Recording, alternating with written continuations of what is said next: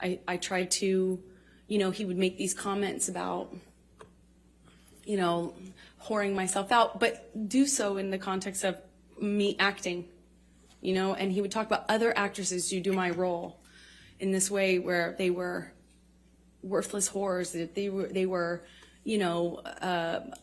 fame hungry, expletive, just this.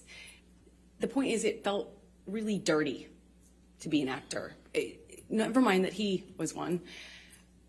It was dirty that I wanted to do this job that I wanted to do, and I was doing the job of an actress. It was everything every time I was walking out of the house, he would ask me, "That's really what you're wearing, kid? Oh, I see." I wore a dress to an event once, and I felt beautiful in it. Like, stupid as that sounds, I felt pretty in this dress I picked out, and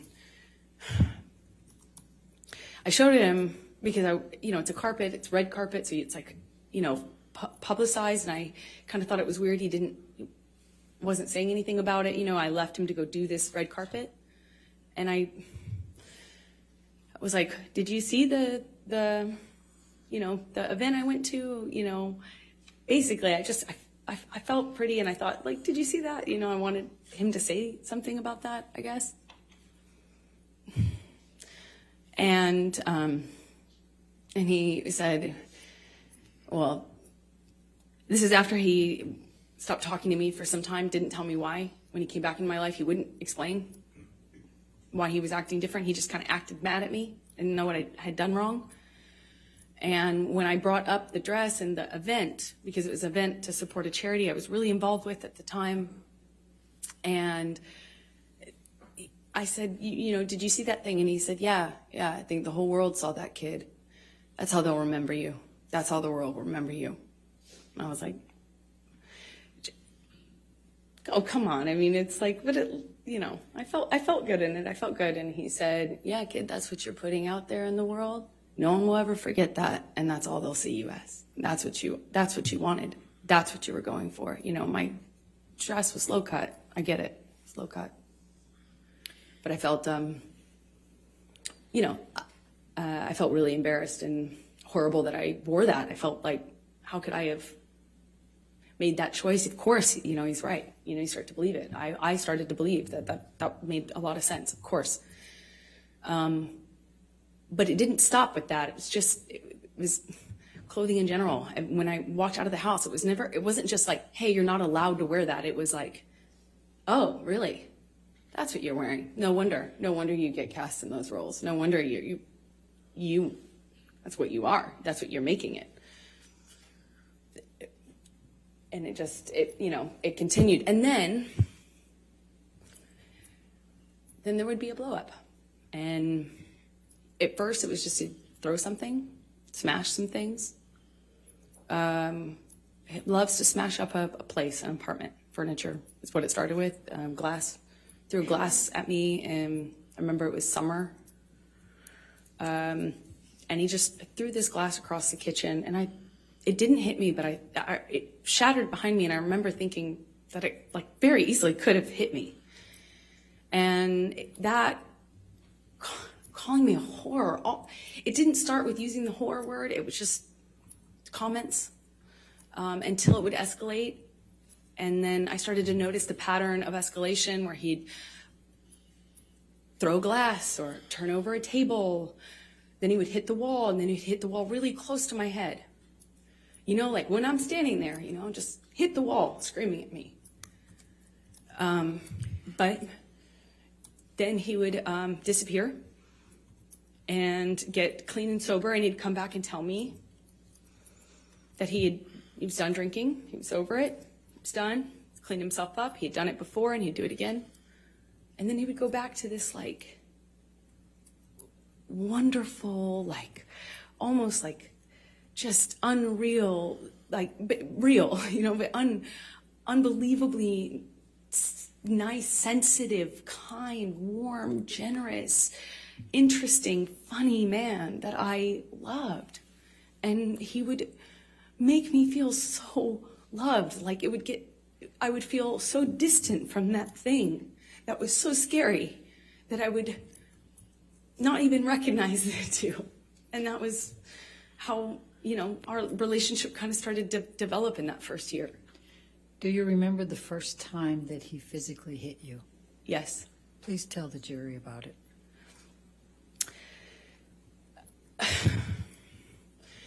It was it's seemingly so stupid, so insignificant. I will never forget it. It changed my life. I was sitting on the couch and we were talking. We were having a normal conversation, just there was no fighting, no argument, nothing. And he was drinking, and I didn't realize at the time, but I think he was using cocaine because it was like there was a jar of cocaine out on the table. I realize that sounds weird, but it was like an actual vintage jar of it. But I didn't see him use it at the time, so I didn't really factor that in. I just, he's drinking and we're talking, and there's music playing, and he's smoking cigarettes, and we're sitting next to each other on the couch. And I asked him about the tattoo he has on his arm. And to me, it just looked like black marks. I didn't know what it said. It just looked like muddled, faded tattoo that was hard to read. And I said, what does it say? And he said it says wino. It says wino. And I didn't see that. I thought he was joking because it didn't look like it said that at all. And I laughed. It was that simple. I just laughed because I thought he was joking. And slapped me across the face.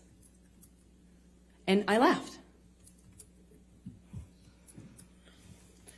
I laughed because I didn't know what else to do. I thought, this must be a joke. This must be a joke. Because I didn't know what was going on. I just stared at him, kind of laughing still, thinking that he was going to start laughing too to tell me it was a joke. But he didn't. He said, "You think it's so funny? You think it's funny, bitch. You think you're a funny bitch." And he slapped me again. Like, it was clear it wasn't a joke anymore. And I stopped laughing, but I didn't know what else to do. I didn't know what to do. You would think you would have a response, but I, as a woman, had never been hit like that. I'm an adult, and I'm sitting next to the man I love, and he slapped me for no reason, it seemed like, and I missed the point. It was that stupid. Second slap, I know he's not kidding, but I don't know what else to say or do, so I just stared at him. I didn't say anything. I didn't react.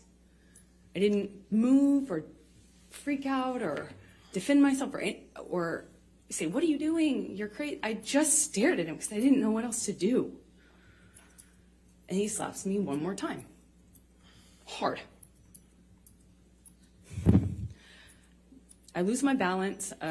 At this point, we're sitting next to each other on the edge of the couch, or I was on the edge of the couch.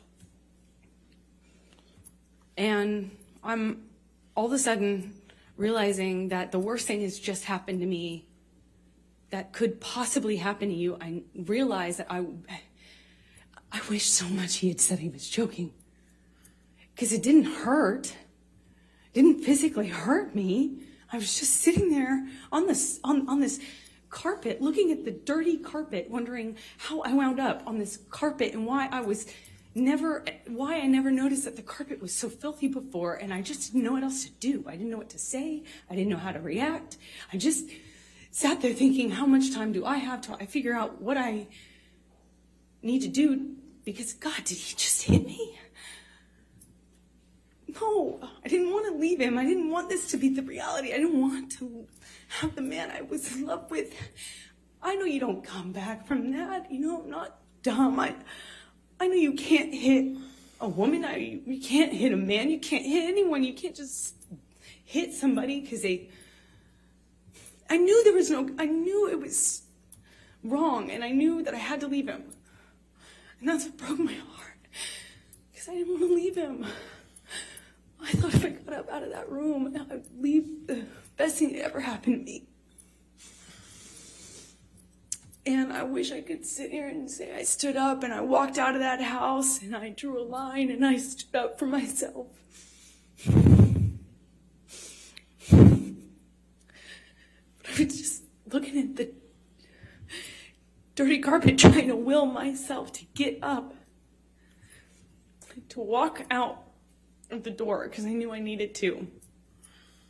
And I really slowly, I stood up, and I remember looking at him in the eye and just looking at him, frankly, because I didn't know what else to do. And before I know it, he starts crying. And, you know, like, I had never seen an adult man cry. I didn't even really see my dad cry at my grandma's funeral. You know, it's weird. And he's crying. Tears, just falling out of his eyes. He gets down on his knees and he grabs my hands and he's touching my hands and he's saying to me, I will never do that again. I'm so sorry, baby. I put the fucker away. I thought I killed it and it's done. I thought I put the monster away and I've done it before. It's done. But on his knees. And I didn't have words. I didn't know what to say. I just remember thinking that it was just, he was crying. He seemed so sorry, but I knew I couldn't just forgive him because right? That means it will happen again, no? You know, like I've seen the health class videos, like everyone else. And I got up in my car. I walked to the car. I didn't say anything. I made a point to not say, oh, it's okay, or anything like that. I just didn't say anything. I got up, I went to the car, I sat in my car, and I felt like I sat there forever. I didn't want to turn the key. I just leaned my head up against the window, and I remember just seeing my breath on the windshield, you know, on the glass of the window of the door, just seeing my breath and trying to will myself to have the strength to know what I should do in this moment, because I was heartbroken. And I sat there for a long time, and I eventually turned the key and drove home.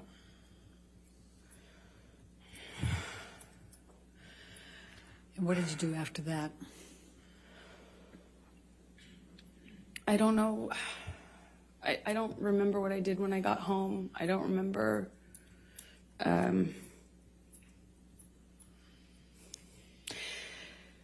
I went to my therapist. I told her. Objection, hearsay. I'll sustain it as to what she may have told her. I went home, and I a few days later started getting